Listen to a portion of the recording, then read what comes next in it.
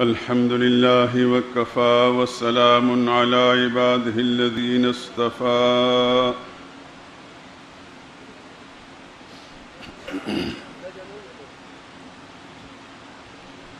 خصوصا على سيد الرسل وخاتم الأنبياء وعلى آله المجتبى وأصحابه الأتقياء. أما بعد فإن خير الحديث كتاب الله وخير الهدي هدي محمد صلى الله عليه وسلم وشر الأمور محدثاتها وكل محدثة بدعة وكل بدعة ضلالة وكل ضلالة في النار. أعوذ بالله من الشيطان الرجيم. بسم الله الرحمن الرحيم.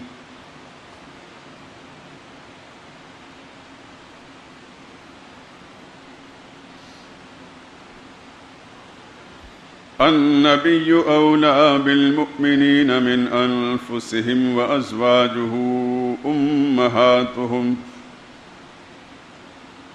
وأولو الأرحام بعضهم أولى ببعض في كتاب الله من المؤمنين والمهاجرين إلا أن تفعلوا إلى أوليائكم معروفا كان ذلك في الكتاب مسطورا.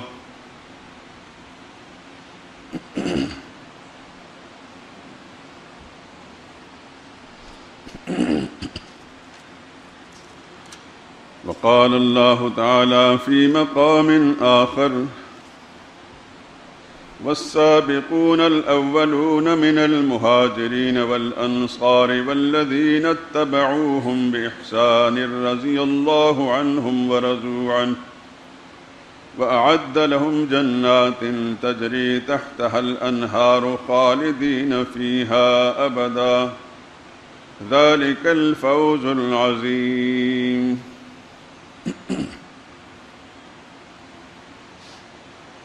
جن لوگوں نے سبقت اختیار کی یعنی سب سے پہلے ایمان لائے، مہاجرین میں سے بھی اور انصار میں سے بھی، اور جنہوں نے نیکی کے ساتھ ان کی پیروی اختیار کی، اللہ ان سب سے راضی ہے اور وہ اللہ سے راضی ہیں، اور اللہ نے ان کے لیے باغات تیار کر رکھے ہیں جن کے نیچے نہریں بہہ رہی ہیں، وہ ہمیشہ ان میں رہا کریں گے، یہ بہت بڑی کامیابی ہے۔ سبحان ربک رب العزت عما یصفون وسلام علی المرسلین والحمد للہ رب العالمین۔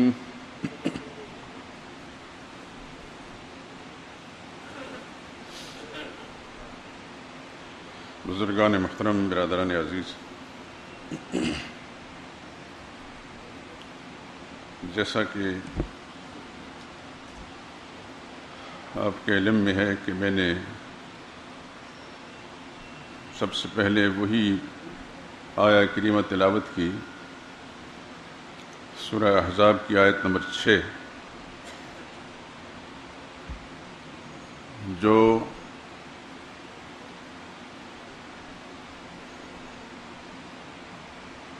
اہل بیت یعنی ازواج مطہرات سے متعلق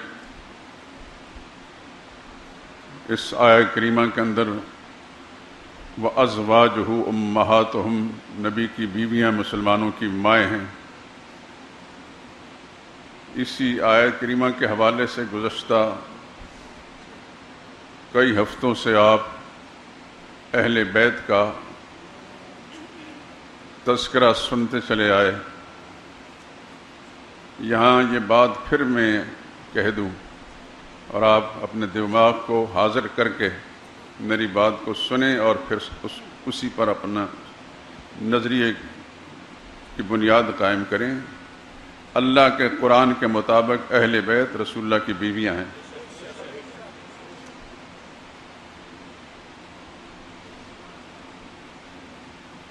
اور یہ جو ہمارے محاورے کے اندر اہلیہ کا لفظ آتا ہے، یہ بھی در حقیقت اسی سے ماخوذ ہے۔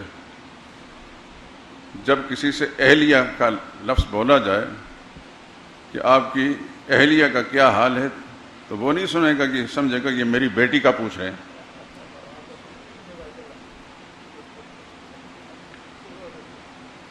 جب اہل و عیال کا لفظ بولیں گے تو اس کے اندر پھر بیویاں اور ضمناً بچے آئیں گے۔ اور آپ کو یاد ہوگا کہ پچھلے 2-3 ہفتے پہلے میں نے قرآن کریم کی تقریباً 6 آیات کریمہ کے حوالے سے لفظ اہل جو قرآن کریم میں استعمال ہوا بیوی ہی کے لیے استعمال ہوا، بلکہ سیدنا ابراہیم خلیل اللہ علیہ الصلوۃ والسلام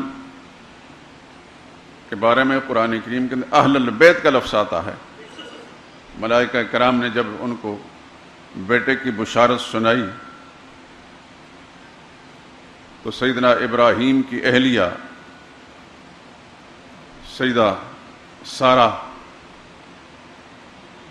سلام اللہ علیہ چونکہ بوڑھی تھی، اولاد اس وقت تک کوئی نہیں تھی، فسکت وجہہا قرآن کہتا ہے اس نے، جس طرح حیرت و استعجاب کے عالم میں کوئی انسان اپنے ماتھے پر ہاتھ کی ہتھیلی چپکاتا ہے، اور تو اسی طرح حضرت سارہ نے بھی کہا فسکت وجہا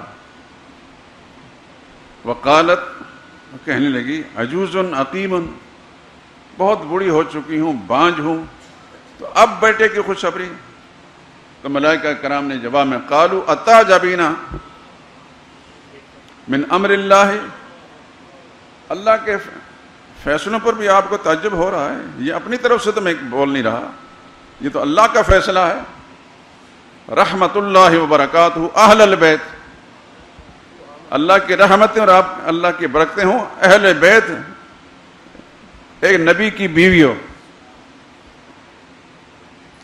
وہاں لفظ اہل البیت براہ راست سیدنا ابراہیم کی اہلیہ کے لیے استعمال ہوا، اور جیسے کہ سورہ احزاب کے اندر آیت نمبر 33 سے غالباً نہیں 33 نہیں ہے، آیت نمبر 33 ہی ہے، یہاں بھی اہل البیت رسول اللہ صلی اللہ علیہ وسلم کی بیویوں کے لیے استعمال ہوا۔ انما یرید اللہ لیذھب عنکم الرجس اہل البیت، نبی کی بیویوں اللہ تم سے چاہتے ہیں کہ ہر قسم کی گندگی سے آپ کو ناپاکی سے آپ کو پاک کر دیں اور صاف ستھرا کر دیں۔ وَیُطَہِّرُکُم تطہیرا، مکمل طور پر صاف اور پاک رکھیں۔ تو 2 مقام میں اہل البیت کا لفظ نبی کی ازواج کے لیے آیا ہے، ایک مقام پر حضرت ابراہیم کی بیوی کے لیے، دوسرے مقام میں محمد مصطفیٰ صلی اللہ علیہ وسلم کے اہلیوں کے لیے۔ تو اہل بیت کا تذکرہ پچھلے کچھ ہفتوں سے آپ سن رہے ہیں، اور میں انہیں تنبیہ اس لیے کی آپ حضرات کو کہ ہم لوگ نسلاً بعد نسل ہمارے ذہنوں کے اندر تسلسل اور تواتر کے ساتھ تحریراً اور تقریراً ایسے تصورات بٹھا دیے گئے ہیں کہ اہل بیت کا لفظ پڑھتے اور سنتے ہی ہمارے مسلمانوں کا ذہن حضور صلی اللہ علیہ وسلم کے ازواج مطہرات کی طرف نہیں منتقل ہوتا، بلکہ صرف رسول اللہ صلی اللہ علیہ وسلم کی ایک صاحبزادی سیدہ فاطمہ، ان کے 2 صاحبزادوں سیدنا حسن حسین اور ان کے شوہر سیدنا علی کی طرف منتقل ہوتا۔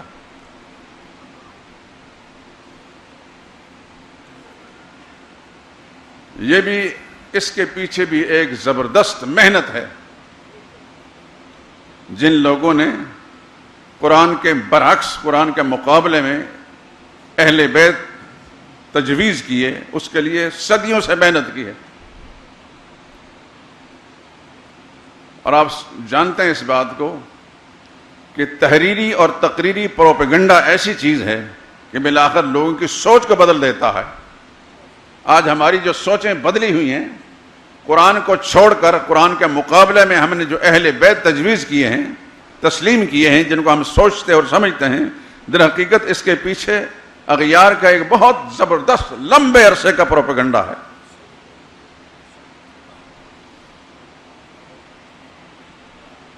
تو میں آپ کے ذہن کو قرآن کی طرف متوجہ کر رہا ہوں۔ اہل بیت سے مراد سرور کائنات صلی اللہ علیہ وسلم کی ازواج مطہرات امہات المومنین ہیں۔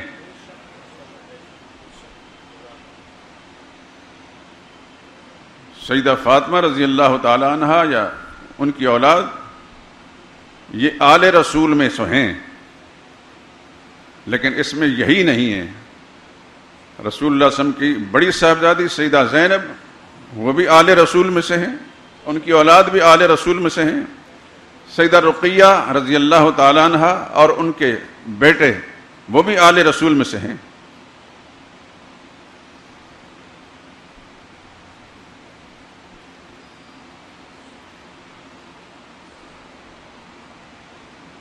حقیقت یہ ہے میرے دوستو، ہمارے خلاف وہ سازش ہوئی ہے کہ اگر سوچیں تو خدا کی قسم کھا کر کہتا ہوں، قرآن میرے ہاتھ میں ہے، انسان سٹپٹا کر رہ جاتا ہے۔ کس لطیف انداز سے سازش کی گئی۔ مثلا سیدہ زینب رسول اللہ کی بڑی صاحبزادی، ان کے صاحبزادے جن کا نام علی تھا، علی زینبی، ان کو بچپن میں 3 4 سال 5 سال یا 6 سال کی عمر میں اس کا انتقال کرا کے وہ خالی کر دیا گیا۔ سیدہ رقیہ رضی اللہ تعالیٰ عنہ جو رسول اللہ کی دوسری صاحبزادی حضرت عثمان کی بیوی، ان کے ایک بیٹے عبداللہ بن عثمان، ان کو بھی 6 سال کی عمر میں یوں موت کے حوالے کرتے ہیں۔ 6 سال کی عمر کا بچہ، بھولو پہلوان کی نسل کا ایک مرغا تھا، وہ اس نے چھلانگ ماری، ان کی آنکھ میں ٹھونک ماری اور ان کی آنکھ ضائع ہو گئی، اس طرح وہ فوت ہو گئے۔ میدان خالی ہو گیا، نہ اس بیٹی کا کوئی بیٹا نہ اس بیٹی کو بیٹا، آخر پھر سیدہ فاطمہ ہی رہ جاتی ہیں۔ سارے اعزازات انہی کے لیے ہیں۔ یاد رکھیں سیدہ زینب کے صاحبزادے علی زینبی جو فتح مکہ کے موقع پر رسول اللہ صلی اللہ علیہ وسلم کے پیچھے سواری پر سوار تھے، جنہوں نے حضور صلی اللہ علیہ وسلم کے کندھے پر سوار ہو کر بتوں کو بیت اللہ کی چھتوں کے ساتھ جو بت لگے ان کو گرایا گیا تھا، یہ علی زینبی ہیں، رسول اللہ کے نواسے ہیں۔ یہ جوان ہوئے اور سیدنا صدیق اکبر رضی اللہ تعالیٰ عنہ کے زمانے میں معرکہ یرموک کے اندر شہادت کے رتبے پر فائز ہوئے۔ یہ بچپن میں فوت نہیں ہوئے، لیکن وہ زوردار پروپیگنڈا اس انداز سے کیا گیا کہ ہمارا ملا، خدا اس کو ہدایت دے دے۔ ہمارے شیخ حضرت شیخ القرآن رحمہ اللہ فرمایا کرتے تھے، پاکستان کے اندر مولوی کو اگر ہدایت مل گئی، یہ سیدھا راستے پر ساری قوم کی اصلاح ہو جائے گی۔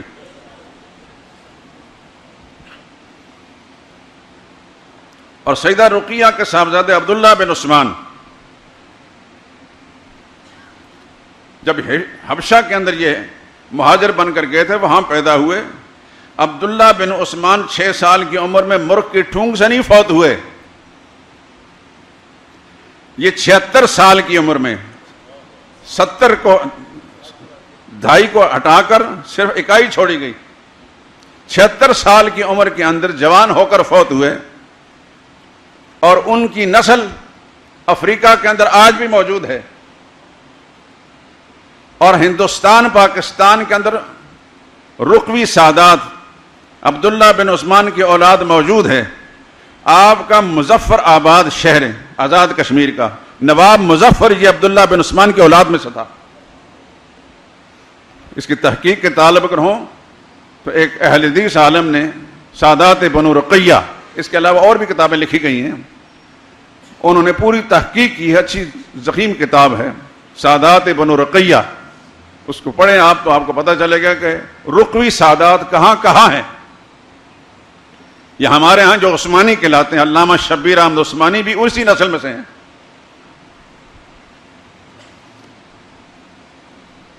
لیکن جس وقت رہنما ان کی عقلوں پر پردے پڑ جائیں تو خضر کیوں کر بتائے کیا بتائے کہ جب ماہی کہے دریا کہاں ہے، نہ خدا خود ہی ڈبو دے کشتی امت کو جب، پھر تلاطم خیز لہروں کا گلا کس سے کریں۔ ہمارے جو نا خدا ہیں، ہماری کشتی کے جو ملا ہیں، ان کو ہی سمت معلوم نہیں، وہ ہماری کیا رہنمائی کریں گے۔ میں یہ جو بات کر رہا ہوں عبداللہ بن عثمان کے بارے میں، 5ویں صدی ہجری کا ایک مورخ مسعودی، اس نے اپنی کتاب کے اندر بڑے واضح الفاظ کے اندر لکھا ہے عبداللہ بن عثمان کے بارے میں، کچھ 76 سال کی عمر میں فوت ہوئے۔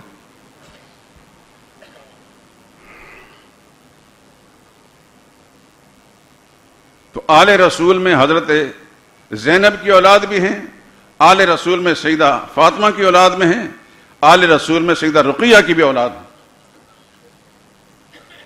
بلکہ ایک عالم کی تحقیق کے مطابق رسول اللہ صلی اللہ علیہ وسلم کی چوتھی صاحبزادی سیدہ ام کلثوم جو سیدنا عثمان رضی اللہ تعالیٰ کی زوجیت میں تھی، ان سے بھی ایک بیٹے کا تذکرہ آتا ہے اور اس کا نام بھی عبداللہ ہے۔ ابھی تک میں حوالہ معلوم نہیں کر سکے، سلسلے میں تجسس جاری ہے، جو ہی موقع ملے گا انشاءاللہ آپ حضرات تک بات پہنچاؤں گا۔ تو آل رسول کے اندر یہ سب لوگ شامل ہیں۔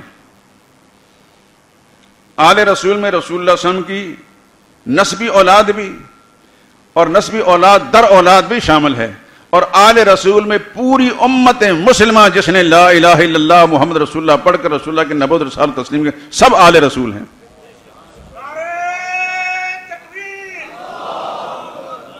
اولین آل رسول وہی ہیں جو رسول اللہ صلی اللہ علیہ وسلم کی اولاد یعنی آپ کی بیٹیوں کی اولاد ہیں، اولین وہ ہیں۔ بعد میں امت کے سارے لوگ جنہوں نے رسول اللہ کے نبوت رسالت کو تسلیم کر لیا اور رسول اللہ صلی اللہ علیہ وسلم کی نبوت رسالت پر قائم ہیں، عقیدت پر قائم ہیں، وہ سب آل رسول ہیں۔ لیکن اہل بیت وہی گھر والیاں ہیں رسول اللہ صلی اللہ علیہ وسلم کے ازواج مطہرات۔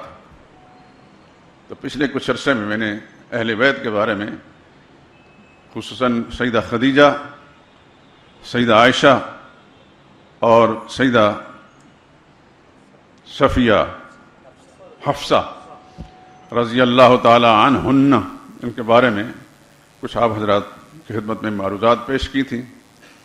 آج معمول کے مطابق میں نے سیدہ ام حبیبہ رضی اللہ تعالی عنہا ان کے بارے میں کچھ کہنا تھا۔ اتفاق کی بات ہے کہ آج رجب کی 23 تاریخ ہے اور 22 رجب کو سیدہ ام حبیبہ کے برادر گرامی خال المومنین، امیر المومنین اور اسلام کی عظیم تلوار جس کی فتوحات کا دائرہ افریقہ سے لے کر روس کی سرحدوں تک اور آپ کے پاکستان ملتان تک، جس میں آپ کا یہ مکران کا علاقہ، افغانستان کا علاقہ، یہ آپ کے صوبہ بلوچستان کا علاقہ، یہ سب ان کی فتوحات میں شامل ہیں۔ وہ ہیں سیدنا امیر معاویہ رضی اللہ تعالی عنہ۔ عجیب اتفاق ہے کہ آج میں نے سیدہ ام حبیبہ کے بارے میں کچھ بات کرنی تھی تو اچانک میرا ذہن منتقل ہوا کہ ان کے بھائی کا بھی تذکرہ ہو جائے۔ یہ سب ہمارے محسن ہیں، انسانیت امت مسلمہ کے محسن ہیں، اور ان کا احسان قیامت کے دن تک امت کی گردن پر ہے۔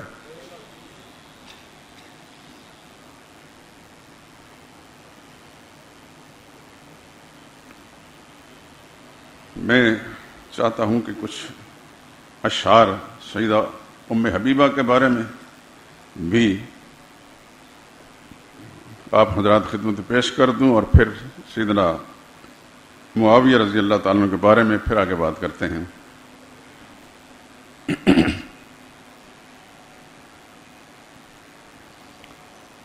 آپ سب جانتے ہیں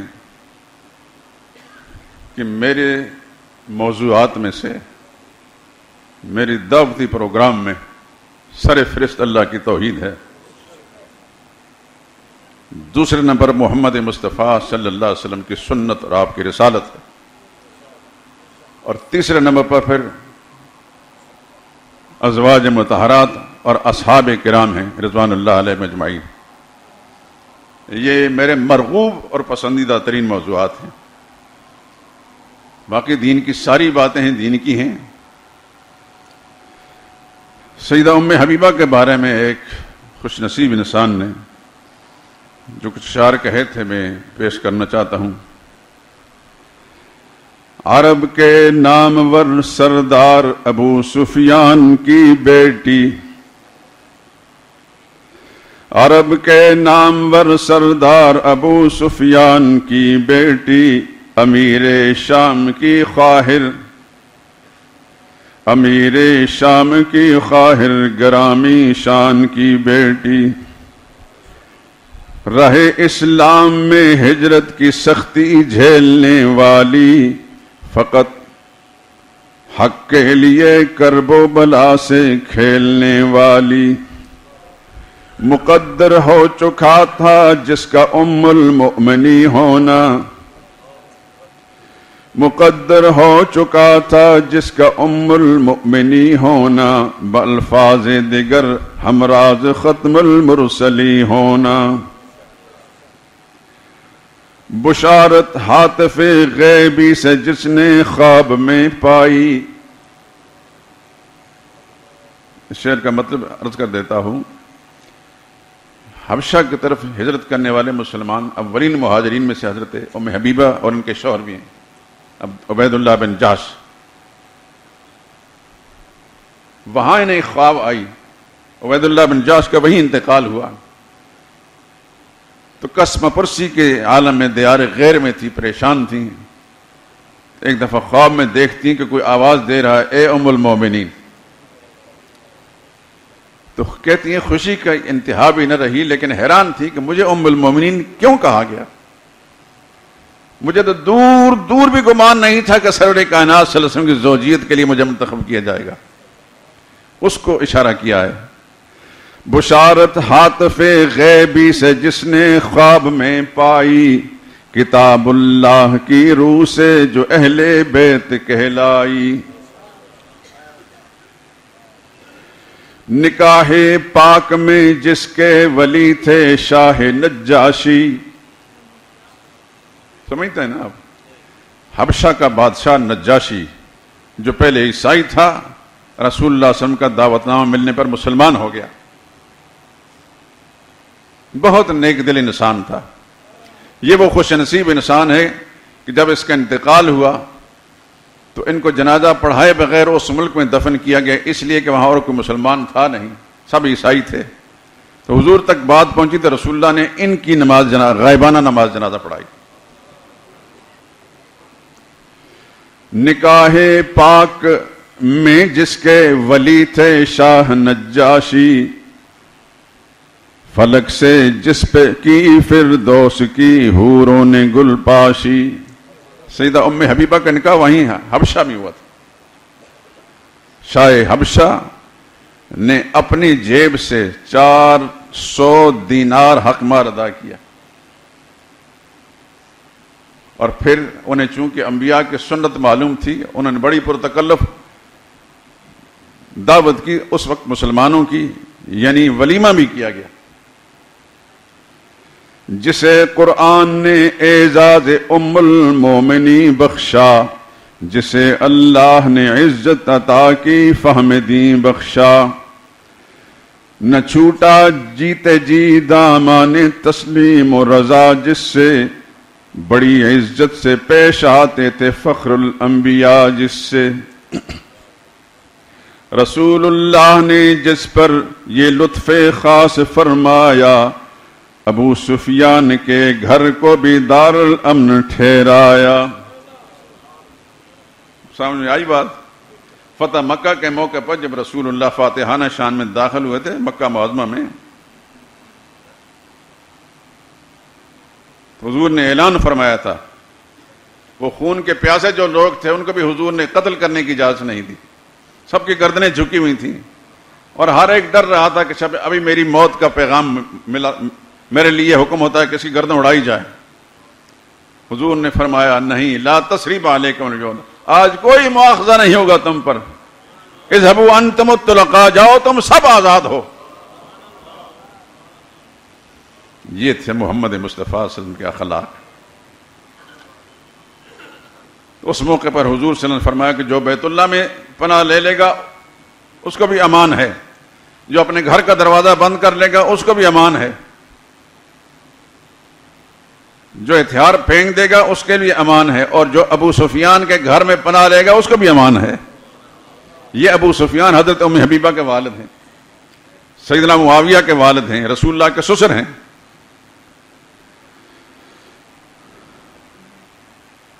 رسول اللہ نے جس پر یہ لطف خاص فرمایا، ابو سفیان کے گھر کو بھی دار الامن ٹھہرایا۔ وہ ام المومنین اصحاب کرتے تھے ادب جس کا، ملائک آج بھی در چومتے ہیں روز شب جس کا۔ نبی کی دیگر ازواج مکرم جس سے راضی تھیں، دعائیں جس کی ملت کے شریک حال و ماضی تھیں۔ سلام اس پاک ام المومنی کے فرق دامن پر، خدا کی رحمتیں سایہ کناہیں جس کے مدفن پر۔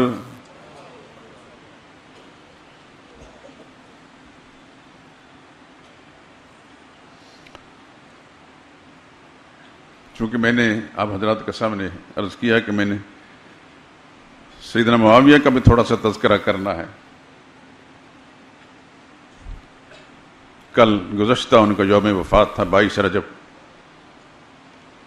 خدا کا شکر ہے کہ اب آپ حضرات نے بھی سیدنا معاویہ رضی اللہ تعالیٰ عنہ کی وفات کی خوشی منانا چھوڑ دی ہے۔ کچھ عرصہ پہلے تک تو ہمارے سنی سن من کونڈے کر کے اپنے دین ایمان کا کونڈا کرتے تھے، اور دشمنوں کی جھانسے میں، دشمنوں کے چکر میں آ کر اس تاریخ کو کونڈے کر کے خوشیاں مناتے تھے، ایک دوسرے کی دعوتیں کرتے تھے۔ آپ کو یاد ہوگا 22 رجب کے کونڈے ایک پمفلٹ میں نے شائع کیا تھا کئی سال پہلے۔ الحمدللہ العظیم اس کا بہت خوشگوار اثر صرف لاہور شہری میں نہیں پورے پاکستان میں پڑا ہے۔ ہمارے عزیز کوئٹہ میں رہتے ہیں، وہ یہاں سے پمفلٹ لے جاتے رہے، وہاں تقسیم کے مکمل طور پر اللہ تعالیٰ نے اس علاقے کو پاک کر دیا۔ تو اب تک کونڈے نہیں کرتے نا آپ۔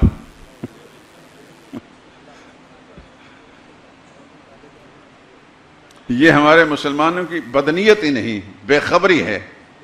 ہماری بے خبری سے دشمن نے فائدہ اٹھایا اور بڑی لطافت کے ساتھ ہمارے دل و دماغ کے اندر صحابہ کی دشمنی کا بیج بویا۔ سیدنا معاویہ رضی اللہ تعالیٰ عنہ کی وفات کی خوشی پر کونڈے کیے جاتے تھے۔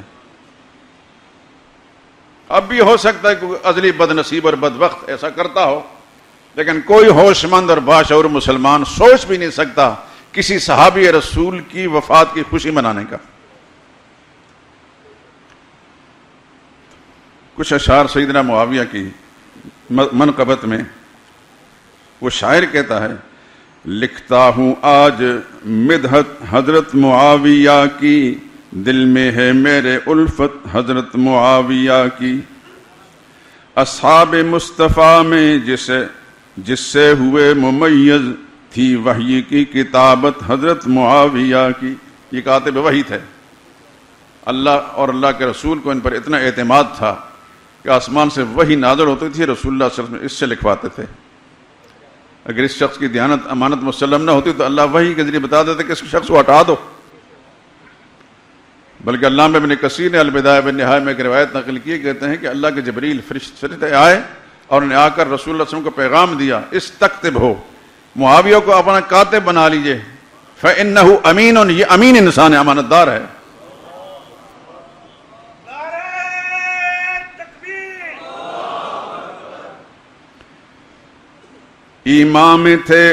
ایمان میں تھے کامل، قرآن پر تھے عامل، مشہور تھی عبادت حضرت معاویہ کی۔ خرد و کلاں کی اس میں تخصیص تھی نہ کوئی، تھی بے ریا سخاوت حضرت معاویہ کی۔ رشتے میں مصطفیٰ کے تھے آپ بھی برادر. کیا کہتے ہیں آپ لوگ جو سالہ ہو اس کو کیا کہتے ہیں؟ برادر نسبتی. اور ہمارے انگریزی والے کیا کہتے ہیں؟ برادر لا. رشتے میں مصطفیٰ کے تھے آپ بھی برادر، دیکھے تو کوئی عظمت حضرت معاویہ کی. اسلام کے تھے محسن اور دین کے فدائی، ہے سب کے دل میں عزت حضرت معاویہ کی.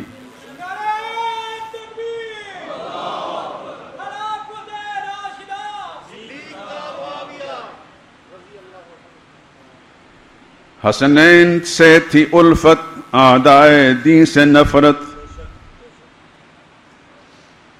حسنین سے تھی الفت اعدائے دین سے نفرت، یعنی تھی پاک تینت حضرت معاویہ کی. سبط نبی نے ان سے کر لی مصالحت، جب ہر ایک نے کر لی بیعت حضرت معاویہ کی. تبلیغ حق میں کوشاں دن رات وہ رہے یوں، پھیلی جہاں میں شہرت حضرت معاویہ کی.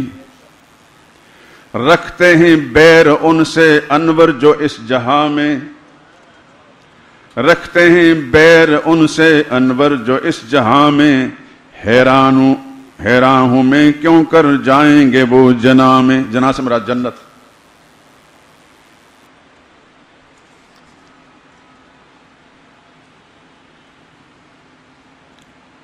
اشعار تو بہت سے ہیں لیکن وقت تھوڑا ہے.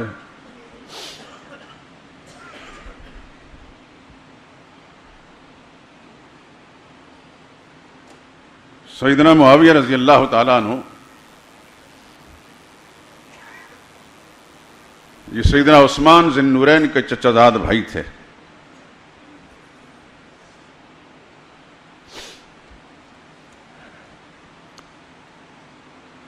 حضور صلی اللہ علیہ وسلم جس قبیلے سے تعلق رکھتے تھے وہ بنو ہاشم کہلاتا تھا. سیدنا عثمان رضی اللہ تعالیٰ عنہ، سیدنا معاویہ رضی اللہ تعالیٰ عنہ جس قبیلے سے تعلق رکھتے تھے وہ بنو امیہ کہلاتا تھا. اوپر جا کر 5ویں پشت میں حضور صلی اللہ علیہ وسلم کے ساتھ مل جاتے ہیں.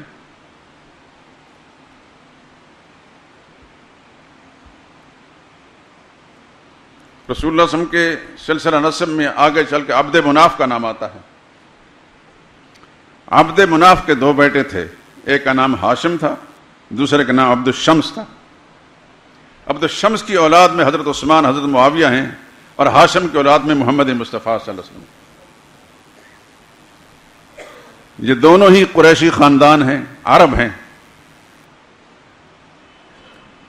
اتنا آپ کو معلوم ہے کہ رسول اللہ صلی اللہ علیہ وسلم جب کی بعثت کے وقت حضور نے جب اعلان نبوت فرمایا، یعنی اعلان توحید فرمایا، یہاں یہ بات ذہن نشین کر لیں آپ کہ حضور فرماتے کہ میں نبی ہوں، ہر آدمی مان لیتا، ابو جہل بھی انکار نہ کرتا.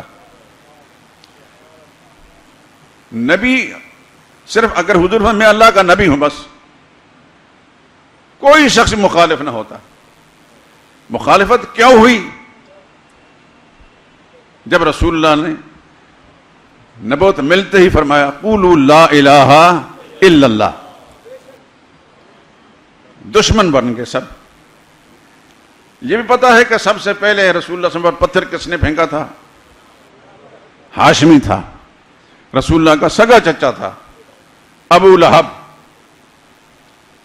پھر سارے مکہ شہر کے اندر گھر گھر لڑائی شروع ہو گئی. بالغ مردوں میں سے، آزاد خود مختار انسانوں میں سے سب سے پہلے جس نے رسول اللہ صلی اللہ علیہ وسلم کی بات پر لبیک کہی وہ سیدنا صدیق اکبر ہیں رضی اللہ تعالیٰ عنہ. اور خواتین میں رسول اللہ صلی اللہ علیہ وسلم کی زوجہ مطہرہ مقدسہ سیدہ خدیجہ سلام اللہ علیہ.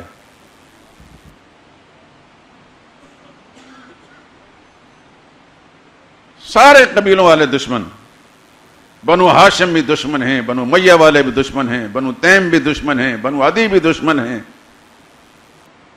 اور جتنے قبائل ہیں سب سے پہلے ایک ہی شخص ایمان لائے رسول اللہ صلی اللہ علیہ وسلم جو آزاد اور خود مختار تھے، وہ حضرت صدیق اکبر ہیں۔ صدیق اکبر نے جو محنت فرمائی تو آپ کی محنت سے بہت سے لوگ مسلمان ہوئے، ان میں سے حضرت عثمان بھی ہیں۔ صدیق اکبر کی محنت سے حضرت عثمان مسلمان ہوئے۔ غالباً 5 صحابی ہیں جو 10 مبشرہ میں سے ہیں، ان کی محنت سے مسلمان ہوئے۔ یہ بھی آپ کے علم میں ہونا چاہیے کہ سب سے پہلے جو رسول اللہ صلی اللہ علیہ وسلم کی خاطر بیت اللہ کے اندر حضور کو بچاتے ہوئے حضور مار کھائی، اتنی مار کھائی کہ بے ہوش ہو گئے، وہ صدیق اکبر ہی ہیں۔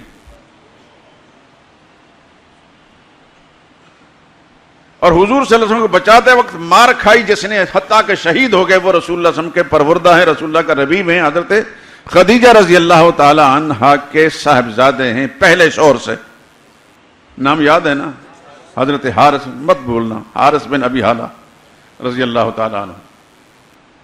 اس کا مطلب یہ ہے کہ حضور صلی اللہ علیہ وسلم پر جو تشدد ہو رہا تھا، بنو ہاشم نے نہیں بچایا، کوئی ہاشمی بچانے نہیں آیا۔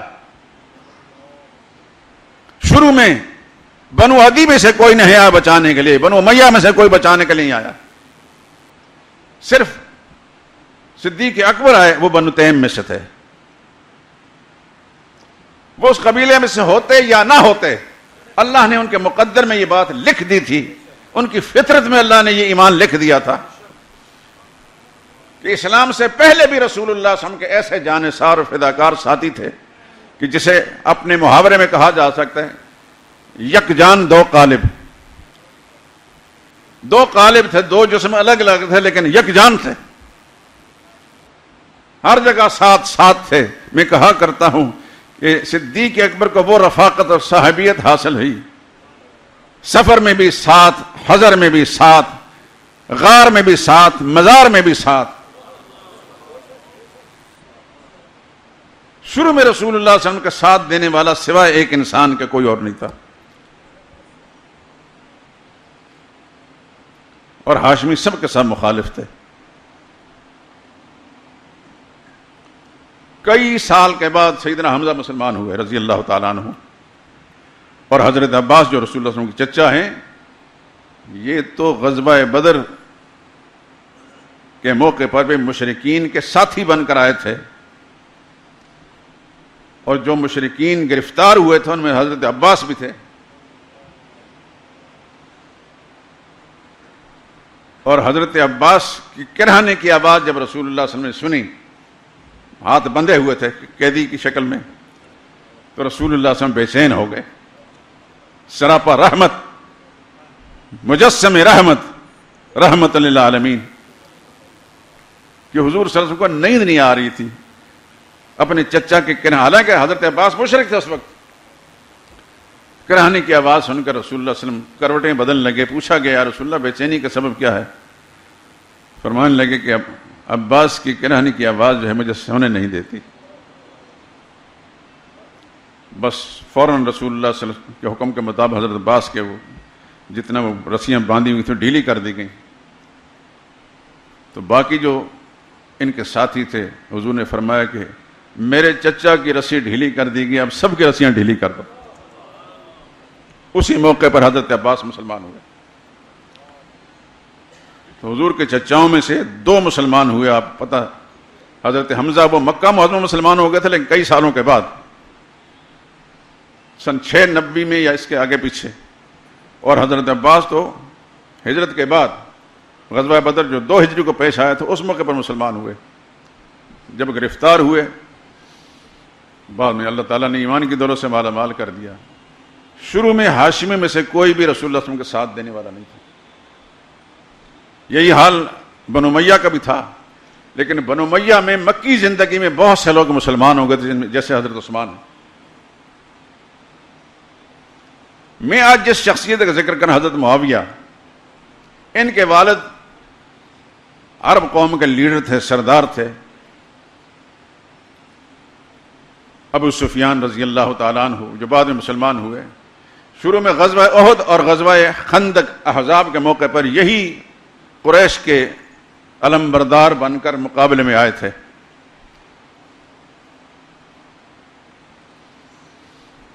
لیکن ایک بات یاد رکھیں، قوم کا لیڈر ہونے کی وجہ سے پھر وہ ایک، آپ جانتے ہیں کہ لیڈر ہونے کی وجہ سے کچھ مجبوریاں ہوتی ہیں، بعض اوقات دل نہیں چاہتا مگر کرنا پڑتا ہے، ورنہ سیادت اور قیادت جاتی ہے. آج بھی آپ دیکھتے ہیں بہت سارے لیڈر، پارٹیوں کے لیڈر جو ہے، کئی چیزیں جو انہیں اپنی مزاج کے خلاف ماننی پڑتی ہیں کہ ان کی پارٹی کی اکثریت ایک خاص مزاج رکھتی ہے، وہ ان کا مشورہ ہوتا ہے، تو پھر اس نے اپنی لیڈری کو قائم کرنے کے لیے پارٹی کی منفی باتیں بھی اس کو ماننی پڑتی ہیں. یہ ہمیشہ یہ اصول دستور چلا رہا ہے. ابو سفیان مخالف تھے عقیدے کے، یہ ایک بات یاد رکھیں، ابو سفیان مخالف تھے عقیدے میں، مگر ابو سفیان رسول اللہ صلی اللہ علیہ وسلم کے جانی دشمن نہیں تھے. جیسا ابو جہل کمینہ قسم کا دشمن تھا، ابو سفیان دشمن تھے عقیدے کے، کمینہ دشمن نہیں تھا. یہی وجہ کہ مکی زندگی میں جب رسول اللہ صلی اللہ علیہ وسلم کو مکہ شہر کے آوارہ اوباش لونڈے ستاتے، سنگ باری کرتے، تو رسول اللہ صلی اللہ علیہ وسلم پناہ لینے کے لیے ابو سفیان کے گھر جایا کرتے تھے. حالانکہ اس وقت ابو سفیان مشرک تھے، ان کا گھرانہ مشرک تھا، لیکن رسول اللہ صلی اللہ علیہ وسلم اسی گھر میں جا کر پناہ لیتے تھے اور وہ پناہ دے دیتے تھے. اس سے معلوم ہو کہ ابو سفیان مخالف ہونے کے باوجود بھی کمینہ دشمن نہیں تھے، ان کے اندر شرافت تھی. سیدنا معاویہ رضی اللہ تعالیٰ عنہ پوری زندگی اسلام انہوں نے حدیبیہ کے موقع پر انہوں نے اسلام کا اظہار کیا، لیکن اس سے پہلے جوان تھے. یہ پوری زندگی تاریخ کے کسی ایک کتاب کے اندر بھی نہیں آتا کہ سیدنا معاویہ نے حضور صلی اللہ علیہ وسلم کے کہیں مخالفت کی ہو. ورنہ مشرکین کے بیٹے، یہ سردار قوم کے بیٹے تھے، ایک بڑے آدمی کے بیٹے تھے، نامی گرامی آدمی کے بیٹے تھے، یہ تو پیش پیش ہوتے حضور کی مخالفت میں. لیکن یہ وہ خوش نصیب انسان تھا کہ کسی ایک موقع پر رسول اللہ صلی اللہ علیہ وسلم کی مخالفت میں سامنے نظر نہیں آئے. نہ قولاً انہوں نے مخالفت کی، نہ عملاً مخالفت کی.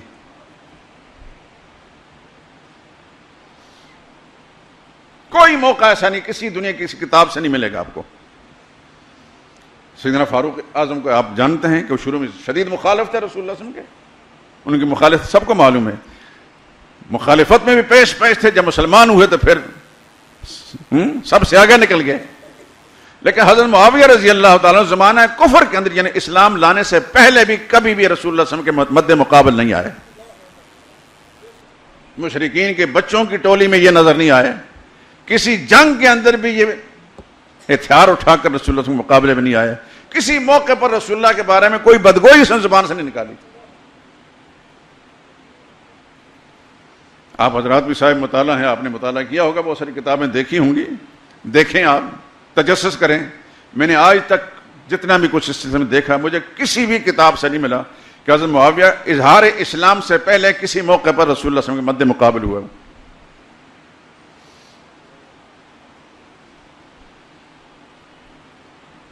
اور جب یہ مسلمان ہوئے تو پھر ان کی باطن کی صفائی اس قدر تھی کہ خالق کائنات نے وحی کے ذریعے سے اپنے پیغمبر کو حکم دیا کہ میں جو وحی نازل کر رہا ہوں، وحی لکھنے والے خوش نصیبوں میں ان کو بھی شامل کیجئے. تقریباً 40 آدمی کا نام آتے ہیں کاتبین وحی کے، ان میں سے سب سے زیادہ جس نے وحی لکھی ہے حضرت معاویہ رضی اللہ تعالیٰ عنہ. ابھی میں حدیث سنا چکا ہوں کہ جبریل امین نے آ کر پیغام دیا، استکتبہ فانہ امین، ان کو اپنا سیکٹری بنا لیجئے، کاتب بنا لیجئے، یہ امین ہے، دیانتدار آدمی، یہ خیانت نہیں کرتے. یہ علم الہی میں یہ بات تھی، جبریل امین کے ذریعے سے بتا دیا گیا کہ یہ امین انسان ہے.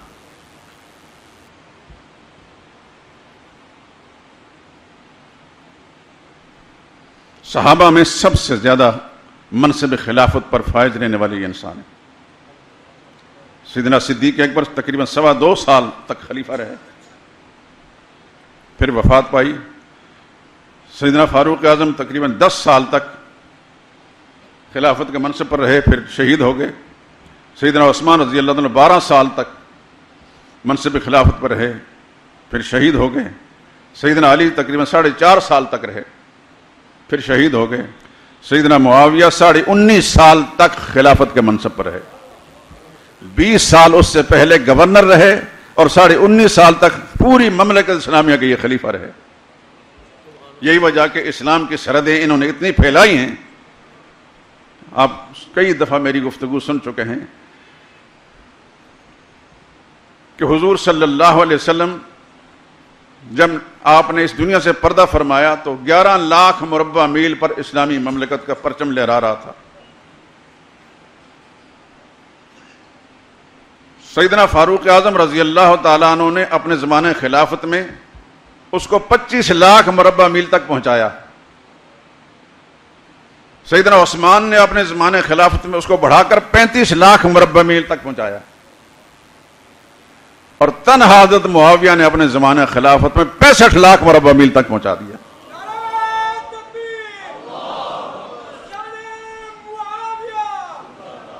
یہ بتائیں آج دنیا کے جتنے بھی مسلم ممالک ہیں آپ کے پاکستان سمیت، کوئی ایسا ملک ہے کہ جس کا رقبہ 65 لاکھ مربع میل ہو؟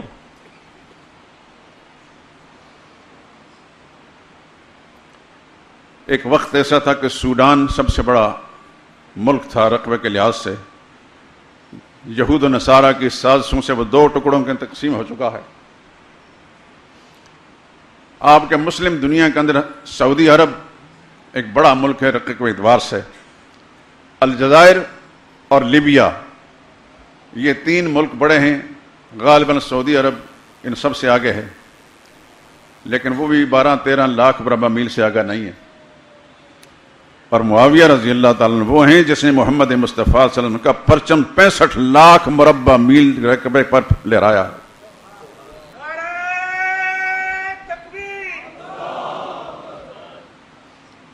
ان کے بعد تو پھر گھٹتے ہی گئے ہیں، بڑے نہیں ہیں۔ حضرت معاویہ رضی اللہ تعالیٰ عنہ کے گورنر تھے حضرت عقبہ بن نافع، بڑے کمال کے، افریقہ کے ملک تقریباً انہوں نے فتح کیے۔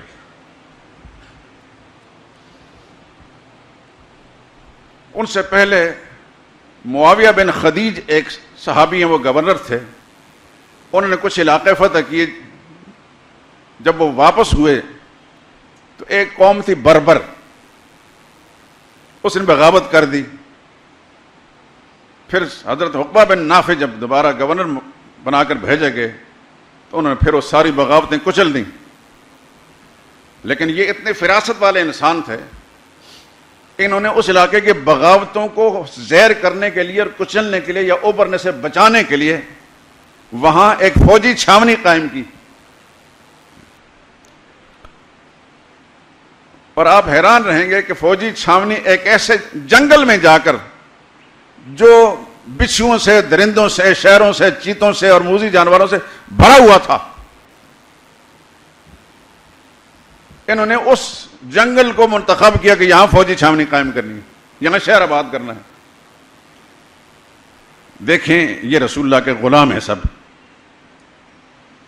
عقبہ بن نافع، یہ تاریخ کے سینے میں یہ بات لکھی ہے کہ جنگل کے کنارے پر جا کر حضرت عقبہ بن نافع جنگل کے موذی جانوروں کو مخاطب کر کے فرماتے ہیں، ایھا السباع والکلاب،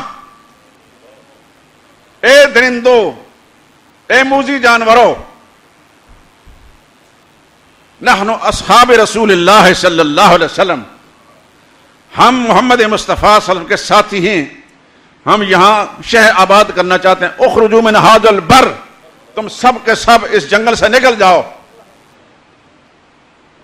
اگر تم نے ہماری بات نہیں مانی تو پھر ہم تمہیں قتل کریں گے۔ کہتے ہیں حضرت عقبہ بن نافع رضی اللہ تعالیٰ عنہ کی یہ اعلان کرنا تھا، وہ آواز سورہ اسرافیل بن کر جنگل کے کونے کونے تک پہنچ گئی۔ یہ بھی ایک کرامت تھی ان کی۔ ہمارا مسلمانوں کا یہ عقیدہ ہے نبی کا معجزہ بھی برحق ہے۔ آپ سارے کے سارے دوست اس بات کو سمجھ لیجئے، نبی کا معجزہ برحق ہے، ہمارا ایمان ہے۔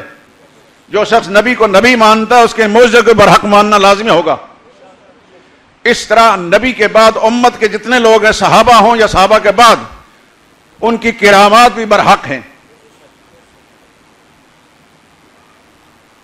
تو صحابہ سے بڑھ کر صاحب کرامت کون ہو سکتا ہے؟ حضرت عقبہ نے جب اعلان کیا تو جنگل کے کونے کونے تک آواز پہنچ گئی، تو سب نے دیکھا کہ بعض جانور ایسے تھے جن کے بچے چھوٹے چھوٹے تھے، وہ منہ میں پکڑ کر سارے جنگل سے نکل گئے، سارا جنگل خالی کر دیا گیا۔ عقبہ بن نافع نے پھر اس جنگل کو کاٹ کر وہاں شہر آباد کیا، قیروان نام کا شہر جو ہے آپ کو تاریخ میں ملتا ہے، یہ حضرت معاویہ کے ایک گورنر نے حضرت عقبہ بن نافع نے اس کو آباد کیا تھا۔ اور یہ عقبہ بن نافع وہ ہیں یہ افریقی ممالوں کو فتح کرتے کرتے آگے جب سرزمین ختم ہوئی تو انہوں نے اپنے گھوڑے کا سمندر میں ڈال کر، آدھا گھوڑا ان کا سمندر کے اندر تھا، تو آسمان کی طرف ہاتھ اٹھائے، اے اللہ تیرے حکم کے مطابق تیرے دین کی سربلندی اور دین کو پھیلانے کی خاطر مجھے تیری زمین کا جتنا رقبہ بھی ملا میں اس پر پھیلاتا رہا تیرے دین کو، آج اگر سمندر حائل ہے، اگر میرے علم میں یہ ہو کہ اس سے آگے بھی ہے تو یا اللہ میں وہاں بھی پہنچنے کی کوشش کروں گا۔ یہ حضرت معاویہ کے گورنر ہیں، جس کے گورنر کا یہ حال ہو اس کے امیر کا کیا حال ہوگا۔ یہاں اس امیر کی ایک بات سنا دینا چاہتا ہوں تاکہ آپ کو پتہ چلے کتنا بڑا غیرت مند انسان تھا۔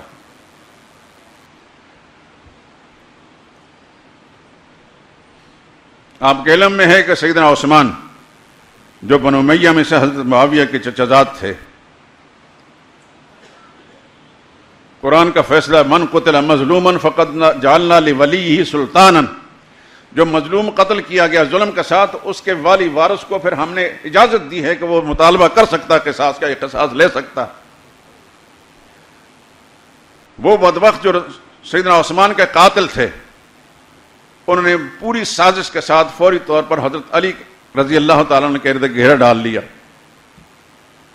اور اپنے آپ کو حضرت علی کے وفاداروں میں شمار کرنے لگے۔ تعداد میں اتنے زیادہ تھے کہ سیدنا علی رضی اللہ تعالیٰ عنہ کے لیے اس وقت کوئی صورت باقی رہی نہیں تھی۔ حضرت علی چاہتے نہیں تھے خلافت کے منصب کو، لیکن انہوں نے گھیر گھار کر سیدنا علی رضی اللہ تعالیٰ عنہ کو خلافت کے منصب پر فائز کر لیا۔ چونکہ ان سب بدبختوں کے ہاتھ بے گناہ خون عثمان سے رنگین تھے، اس لیے حضرت معاویہ رضی اللہ تعالیٰ عنہ نے یہ جتنے بھی شام کے مسلمان تھے انہوں نے مطالبہ کیا کہ ان سے قصاص لیا جائے، خلافت کا مسئلہ بعد میں حل کرتے ہیں، ان ظالموں سے قصاص لیا جائے۔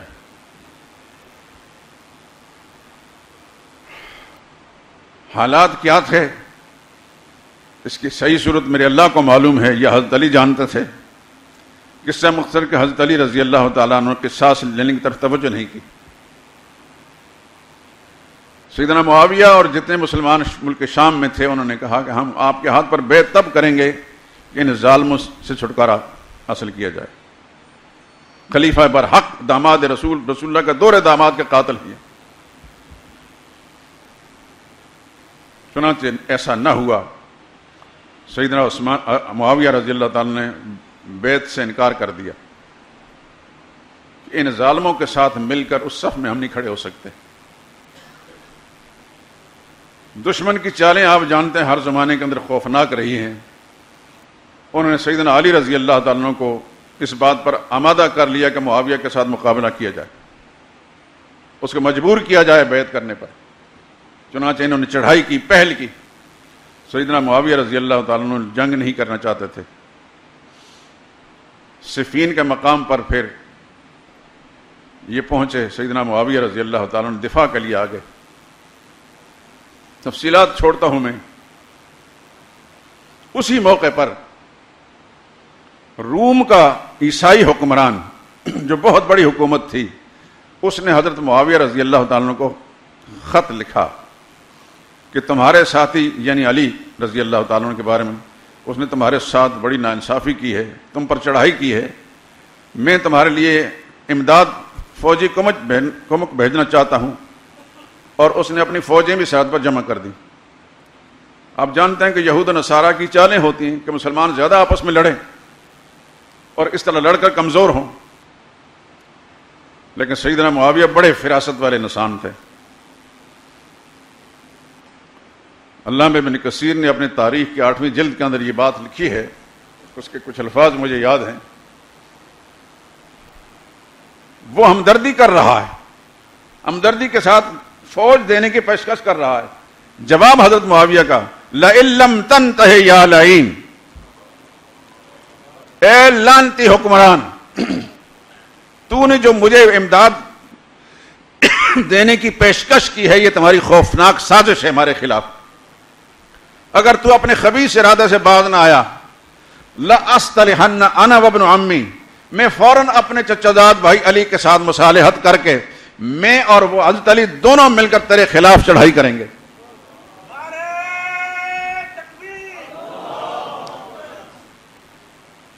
وَلَنُذِيقَنَّ عَلَيْكَ الْأَرْضَ بِمَا رَحُبَتْ وَلَنُخْرِجَنَّكَ مِنْ بِلَادِكَ. یہ جملے بھی کہے کہ میں اور علی دونوں مل کر تمہارے اوپر چڑھائی کریں گے اور خدا کی زمین کو تم پر تنگ کر کے چھوڑیں گے اور تیری مملکت سے تجھے اٹھا کر باہر پھینک دیں گے. تو اس میں لکھا ہے فَإِنَّ ذَلِكَ خَافَ مَلِكُ الروم، روم آدھی دنیا کا حکمران بادشاہ. سیدنا معاویہ اس وقت پوری مملکت کے حکمران نہیں تھے، صرف ایک صوبے کے گورنر تھے، لیکن غیرت مند گورنر تھے. اس کی دھمکی کا اثر یہ ہوا کہ روم کا حکمران خوف زدہ ہو گیا، ون کف، اور وہ اپنے خبیث ارادے سے باز آ گیا. سیدنا معاویہ رضی اللہ تعالیٰ عنہ اس فراست والے انسان تھے، اور ایک صوبے کے گورنر ہے، پوری مملکت بادشاہ بھی نہیں، امیر المومنین نہیں، لیکن جس جرأت کے ساتھ انہوں نے اس کو دھمکی دی ہے، یہ بھی تاریخ کا ایک انوکھا واقعہ ہے.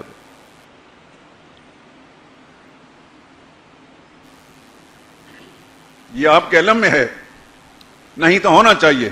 جس طرح آج دنیا بٹی ہوئی دو بلاکوں کے اندر، امریکہ اور روس، آدھی آدھی دنیا کے حکمران ہیں. یہ جو ان کے پیروکار ہیں ان کے خلاف نہیں کر سکتے، ان کے پیروکاروں کے خلاف نہیں کر سکتے. اس وقت فارس اور روم دو بڑی حکومتیں تھیں، آدھی آدھی دنیا حکمران تھے، لیکن مسلمانوں کے ایک صوبے کا گورنر حضرت معاویہ آدھی دنیا کے حکمران کو چیلنج کرتا ہے اور اس کو خوف زدہ کر دیتا ہے. حضرت معاویہ رضی اللہ تعالیٰ عنہ اتنے بڑے غیرت مند انسان تھے.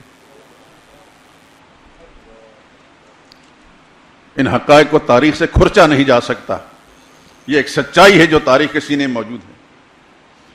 لیکن کس قدر افسوسناک بات ہے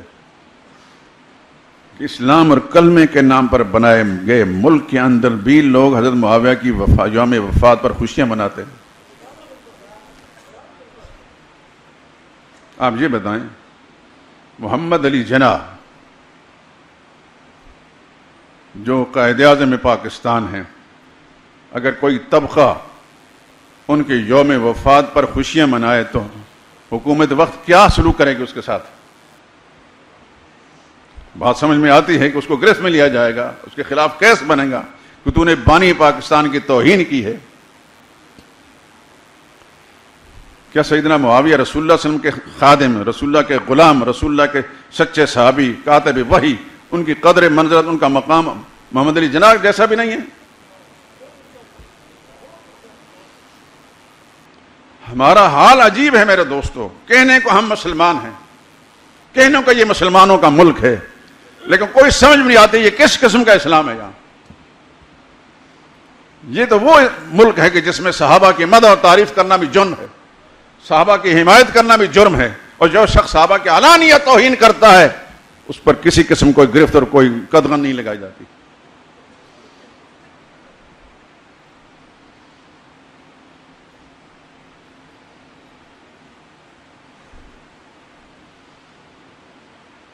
یاد رکھیں، مسلمان حکمران، اس کی ذمہ داری میں یہ بات شامل ہوتی ہے کہ وہ حکومت برائے حکومت کے لیے نہیں اقتدار سنبھالتا، بلکہ اس کے اقتدار کا مقصد دفاع اسلام بھی ہوتا ہے، دفاع اسلام بھی ہوتا ہے، دفاع مملکت بھی ہوتا ہے، لیکن دفاع اسلام بھی. اسلام کی خاطر پاکستان دو ٹکڑے بنے تھے، ہندوستان کے لوگوں نے ہجرت کی تھی اسلام کی خاطر، اسلام کو بچانے کی خاطر کہ وہاں ہندوؤں کے زیر اثر ہو کر ہم اپنے ایمان کو نہیں بچا سکتے. یہاں آ کر ہندوستان سے بڑھ کر جو ہے ہم بے دینی میں مبتلا ہو چکے ہیں، اسلام بیزار ہو چکے ہیں، اسلام کے باغی ہو چکے ہیں.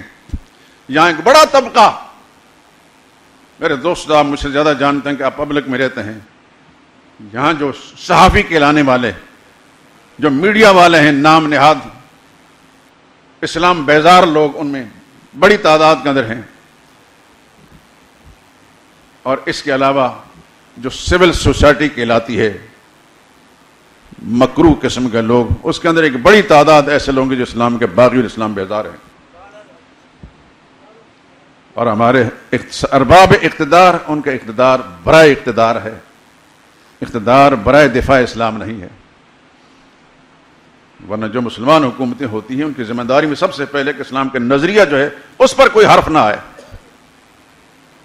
جو چاہے بکواس کرتا رہے، کسی صحابی کے خلاف بکتا رہے، اسلام کے کسی مسلم اصول کے خلاف بکتا رہے، کوئی پوچھنے والا ان سے نہیں ہے. جو کچھ آپ کا پرنٹ میڈیا اور الیکٹرانک میڈیا پیش کرتا ہے، آپ حضرات ماشاءاللہ پڑھے لکھے ہیں، دیکھتے ضرور ہوں گے. ہم بھی ایک طالب علمانہ انداز سے ان چیزوں کو دیکھتے ہیں غور سے. خلاصہ سب کا یہ ہے میرے دوستو، میری اس بات کو یاد رکھیں، اس سب کا خلاصہ یہ ہے کہ آپ کا پرنٹ میڈیا ہو یا الیکٹرانک میڈیا، اس کا مجموعی حالت یہ ہے کہ وہ اسلام بیزار لوگ ہیں. ان کا بس چلے تو یہاں سے ساری مساجد کا مسمار کر دیا جائے، تمام مدرسے ختم کر دیے جائیں، کوئی اسلام کا نام لینے والا بھی نہ ہو. لیکن چونکہ اللہ اپنے دین کا خود محافظ ہے، انا نحن نزلنا الذکر وانا لہ لحافظون، اللہ تعالیٰ خود اس کی حفاظت کے اسباب پیدا کر دیتا ہے. اللہ تعالیٰ نے دین کی چوکیداری، اس کی پہرےداری کسی خاص طبقے پر نہیں رکھی. ہر مسلمان اس کا ذمہ دار ہے. میں ذمہ دار ہوں اور آپ بھی ذمہ دار ہیں لا الہ الا اللہ محمد رسول اللہ کے ناطے سے. لیکن اللہ جس سے چاہتے ہیں کام لے لیتے ہیں. لیکن یہ بات درست میں کہہ رہا ہوں میرے دوستو، آپ اس نقطہ نظر سے آپ اخبارات کا مطالعہ کیا کریں. اس کے اندر جتنے مضمون نگار ہیں، خاص طور پر ایڈیٹوریل کا صفحے کے اندر، اکثر جو ہیں، ان کی اکثریت ایسی ہے اسلام بیزار لوگوں کی، ان کا بس نہیں چلتا. خدا اپنے دین کا محافظ ہے، ان کا بس نہیں چلتا. ورنہ بس چلے تو یہاں اسلام کا نام لینے والا بھی کوئی نہ ہو، کوئی مسجد باقی نہ رہے، کوئی مدرسہ باقی نہ رہے. ان سے ہم کیا توقع رکھیں گے؟ آپ لوگ ہیں جو مسجد میں کچھ ٹائم دیتے ہیں خدا کے دین کی خاطر. آپ اسلام کے پہرے دار ہیں، آپ اسلام کے چوکیدار ہیں. جہاں سے بھی اسلام کے خلاف آواز اٹھے، آپ کا فرض بنتا ہے کہ پھر اس سلسلے میں دفاع اسلام کے لیے کھڑے ہو جائیں. یہ اونچی کرسیوں والے سے کبھی توقع نہ رکھیں. جن کا اقتدار برائے اقتدار ہے، برائے مفادات ہے، ان سے کبھی اسلام کے دفاع کی توقع نہ رکھی جائے. جن لوگوں نے اپنی جائیدادیں اور اپنے اثاثے دیگر ممالک میں جمع کر رکھے، جب خدا نہ خواستہ، اللہ نہ کرے اس ملک پر کوئی افتاد پڑتی تو فوراً یہاں سے بھاگ کر وہاں اپنے پناہ لے لیں گے. یہاں میں نہیں رہنا اور آپ نے رہنا ہے، یہیں ہم پیدا ہونا، یہیں ہم نے مرنا اور یہیں دفن ہونا ہے. اس لیے آپ حضرات جتنے بھی دوست ہیں جن کو میری بات سمجھ میں آتی ہے، خدا کرے کہ سمجھ میں آ جائے، ہمیشہ ہر وقت اس جذبے کے ساتھ جیا کریں. اپنا کاروبار بھی کریں لیکن اسلام کے خلاف کسی بات کو برداشت نہ کریں، تحریراً ہو یا تقریراً ہو. میں یہ نہیں کہتا کہ آپ قانون کو اپنے ہاتھ میں لیں، نہ، قانون اپنے ہاتھ میں لینے کی کسی کو اجازت نہیں. لیکن یہ کہ آنکھیں کھول کر اور اپنے کان کھول کر رکھنا ہے. کون آپ کے گرد و پیش جو ہے اس سازش کے اندر مبتلا ہے، جو اسلام کا دشمن ہے اور وہ سازش کر رہا ہے. اللہ تعالیٰ سے دعا کہ پروردگار عالم ہم سب کو اپنے دین کے ساتھ سچی وابستگی نصیب فرمائے اور زندگی آخری سانس تک اللہ تعالیٰ ہمیں دین پر استقامت نصیب فرمائے.